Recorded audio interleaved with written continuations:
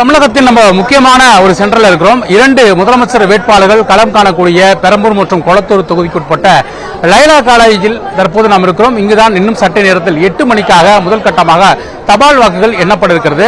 இந்த 8 மணிக்குள்ளாக எண்ணப்படும் தபால் வாக்குகள் என்பது முழுமையாக, அதாவது 8:30 வரைக்கும் இந்த தபால் வாக்குகள் எண்ணப்பட்டு அது ஒரு பக்கம் தனி அப்சர்வேஷன் மூலமாக போய்கொண்டிருக்கும். அதன் அடிப்படையில் தொடர்ச்சியாக 8:30 மணிக்கு இவிஎம்மில் அந்த ஓட்டு எண்ணிக்கை தொடங்கப்படும்.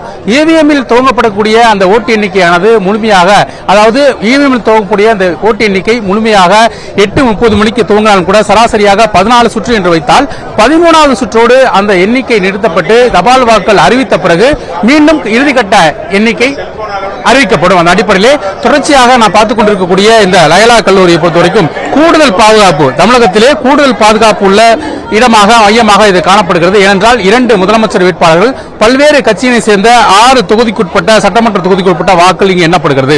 சராசரியாக பெரம்பூரை பொறுத்தவரைக்கும் 2,30,72 வாக்குகள் பதிவாயிருக்கிறது. அதே போல குளத்தூரை பொறுத்தவரைக்கும் 1,82,382 வாக்குகள் பதிவாயிருக்கிறது. வில்லிவாக்கத்தை பொறுத்தவரைக்கும் 1,40,522 வாக்குகளும், எழும்பூரை பொறுத்தவரைக்கும் 1,18,726 வாக்குகளும், தௌசண்டை பொறுத்தவரைக்கும் 1,30,366 வாக்குகளும், அண்ணாநகரை பொறுத்தவரைக்கும் 1,61,751 வாக்குகளும் பதிவாயிருக்கிறது. எனவே அதன் அடிப்படையிலே 14 மேஜைகள் மட்டுமே அமைக்கப்பட்டிருக்கிறது இன்றைய தினம். ஏனென்றால் அதிக இடங்கள் இருந்தால் கூடுதலாக மேஜை ஒதுக்கப்படும். அதன் அடிப்படையிலே முதற்கட்டமாக பூத் லெவல், அதாவது சராசரியாக 200 பூத்துகள் என்றால் முதற்கட்டமாக 14 பெட்டிகள் வைத்து தங்களுடைய எண்ணிக்கையை அவர்கள் உறுதி செய்வார்கள். அதன் அடிப்படையிலே தொடர்ச்சியாக 14 இந்த மேஜைகள் வைக்கப்பட்டு ஓட்டு எண்ணிக்கை எண்ணப்படும். மேலும் நாம் பார்க்கக்கூடிய இந்த இடம் முழுக்க முழுக்க பாதுகாக்கப்பட்ட பகுதியாகவும், சென்னையிலே அதிக பாதுகாப்புள்ள பகுதியாகவும் இருக்கிறது. ஏனென்றால் இங்கு வாகனங்கள் கூட உள்ளே வருவதற்கு அனுமதி இல்லை. பாஸ் வைத்திருந்தால் மட்டும் வாகனங்கள் வெளியே தான் அனுமதிக்கப்படுகிறது.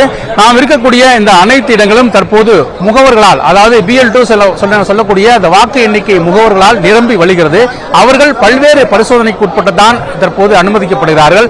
குறிப்பாக பர்ஸ், ஸ்மார்ட் வாட்ச் உள்ளிட்ட பொருட்கள் கூட எடுத்து செல்ல அனுமதிக்கவில்லை. ஏற்கனவே செல்போன் மற்றும் உள்ளிட்ட மின்னணு சாதன பொருட்கள் அனுமதிக்கப்படாத நிலையில் தற்போது பரிசு மற்றும் சொல்லுங்க